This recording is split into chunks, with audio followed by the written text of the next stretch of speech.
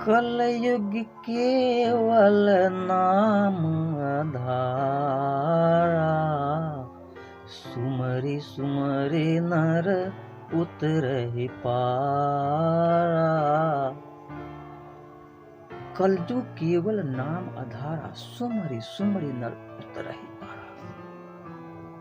तो गुरु मंत्र और गुरु बीज मंत्र, गुरु मंत्र और गुरु बीज मंत्र में क्या अंतर है?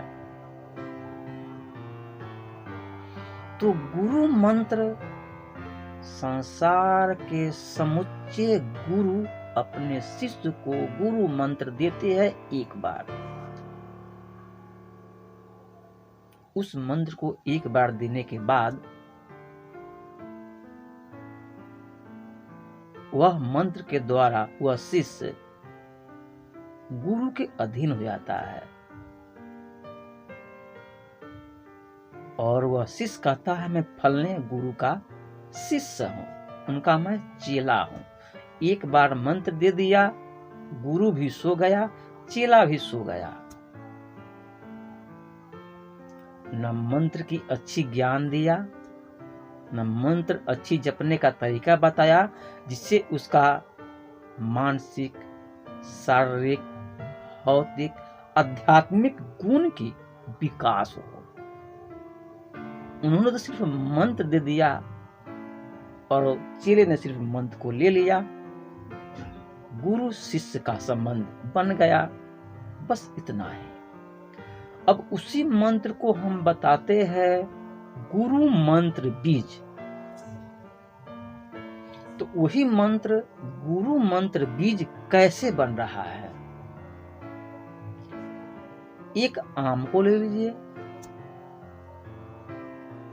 आम पक जाने के बाद हम उसे छील कर या काट कर खाते हैं और उसे गुठली को अगर हम जमीन में दबा देते हैं, जमीन में गाड़ देते हैं, तो उस गुठली से कुछ दिनों के बाद एक अंकुरन निकलेगा। अंकुरन निकलेगा, उस अंकुरन में 2 पत्ते आएंगे, 4 पत्ते आएंगे, फिर 6 पत्ते होंगे। इस प्रकार से धीरे धीरे धीरे धीरे धीरे उस पौधे का विकास होगा। 2 साल के बाद, 4 साल के बाद, 5 साल के बाद वह पौधा एक छायादार रूप ले लेगा और उस पौधे में फिर मंजर आना शुरू हो जाएगा। उस मंजर में फिर टिकोला लगेंगे महीने महीने। फिर वो टिकोला बड़ा सा होगा, फिर बड़ा सा होगा, फिर बड़ा सा होगा, फिर बड़ा सा होगा। यानी आम के रूप वह टिकोला धर लेगा और एक दिन वह पक जाएगा। पक जाने के बाद हम उसे ग्रहण करेंगे और हमारी आत्मा तृप्त होगी। उसी प्रकार से मंत्र है, जो मंत्र आपने अपने शिष्य को दिया है, मैं उसी मंत्र की बात कर रहा हूं।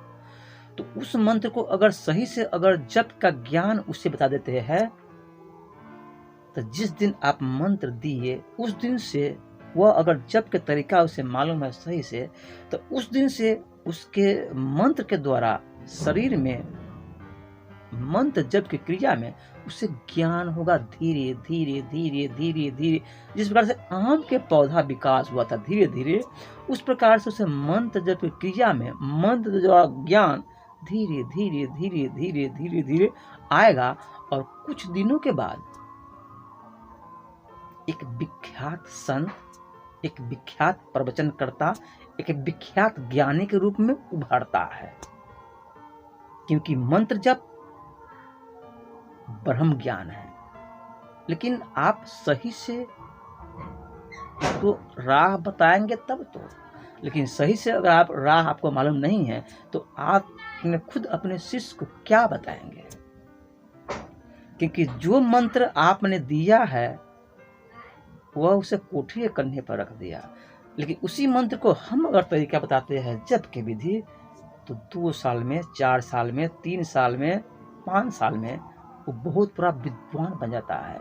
क्योंकि उस मंत्र जप की क्रिया में जब बैठता है, अलौकिक परलौकिक अनुभव, इष्टगण का दर्शन, जब वह नाभि कुंड में प्रवेश करता है तो अनेक ज्ञान की विकास उसके अंदर से प्रवाहित होता है, और उस ज्ञान के प्रवाहित से वह शख्स, इंसान, वह व्यक्ति, वह आपका शिष्य विद्वान बनेगा और आपका नाम रोशन करेगा अपने गुरु का।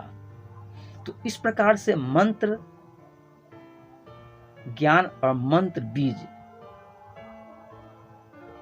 यही मंत्र बीज है। इसी प्रकार से ज्ञान प्रत्येक शिष्य को देते हैं तो आपका शिष्य का उदय हो जाएगा, शिष्य आपका चांद पे चढ़ जाएगा, आपकी उसमें कीर्ति भी आएगा, आपके नाम भी आएगा, आपका बड़ाई भी आएगा।